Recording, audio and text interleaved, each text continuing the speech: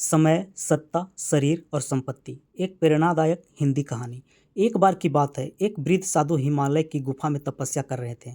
उनके पास एक दिन 4 व्यक्ति आए, समय, सत्ता, शरीर और संपत्ति। चारों ने साधु को प्रणाम किया और बोले, हम चारों इस संसार में बहुत प्रभावशाली हैं, लेकिन हम जानना चाहते हैं कि इन 4 में सबसे श्रेष्ठ कौन है। साधु मुस्कुराए और बोले, तुम्हें उत्तर तभी मिलेगा जब तुम कुछ समय मेरे साथ रहो और स्वयं अनुभव करो।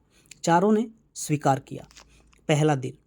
शरीर का गर्व। शरीर बोला, मेरे बिना तो जीवन संभव ही नहीं। देखो, जब मैं स्वस्थ होता हूँ तो मनुष्य हंसता है, दौड़ता है, काम करता है। जब मैं बीमार होता हूँ तो सब कुछ रुक जाता है। साधु मुस्कुराए और बोले, ठीक है, कल से तुम एक दिन के लिए अनुपस्थित रहो। अगले दिन शरीर अस्वस्थ हो गया। साधु को बुखार, पीड़ा और कमजोरी हो गई। वे कुछ न खा सके, न चल सके। शेष तीनों ने देखा, जब शरीर साथ नहीं तो कोई सुख नहीं। दूसरा दिन। संपत्ति का गर्व। अब संपत्ति बोली, मेरे बिना तो जीवन अधूरा है। मेरे होते ही लोग ऐश करते हैं, बड़े बड़े महल बनाते हैं, सम्मान पाते हैं। साधु ने कहा, ठीक है, आज तुम एक दिन के लिए चली जाओ। उस दिन साधु की झोपड़ी जल गई, बर्तन टूट गए और भोजन भी न रहा। भूखे रहना पड़ा। सत्ता, शरीर और समय ने देखा, जब संपत्ति नहीं तो जीवन कठिन हो जाता है। तीसरा दिन। सत्ता का घमंड।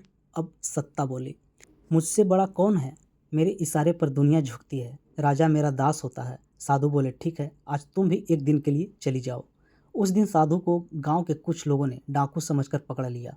कोई उनकी बात नहीं सुन रहा था, क्योंकि उनके पास कोई पद नहीं था।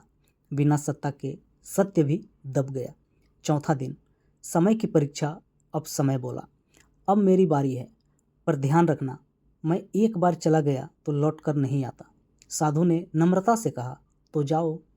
जिस पल समय चला, बाकी सब व्यर्थ हो गया। शरीर स्थिर हो गया, संपत्ति बेजान, सत्ता बेमानी।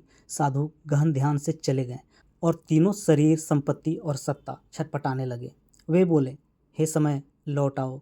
हमारे अस्तित्व का कोई अर्थ नहीं अगर तुम नहीं। समय लौटा तो फिर सब में प्राण लौट आए।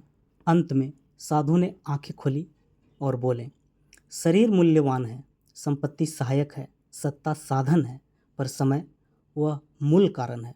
समय के रहते ही तुम शरीर, सत्ता और संपत्ति का उपयोग कर सकते हो, पर समय चला गया तो ये सब मृग तृष्णा है। चारों झुक गए और बोले, अब हम जान गए, समय ही सबसे महान है। दोस्तों, इस कहानी से क्या सीख मिलती है। शरीर, संपत्ति और सत्ता का मूल्य तभी है जब समय हमारे पास है।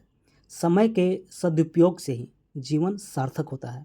जो समय का आदर करता है, समय उसी को आदर देता है।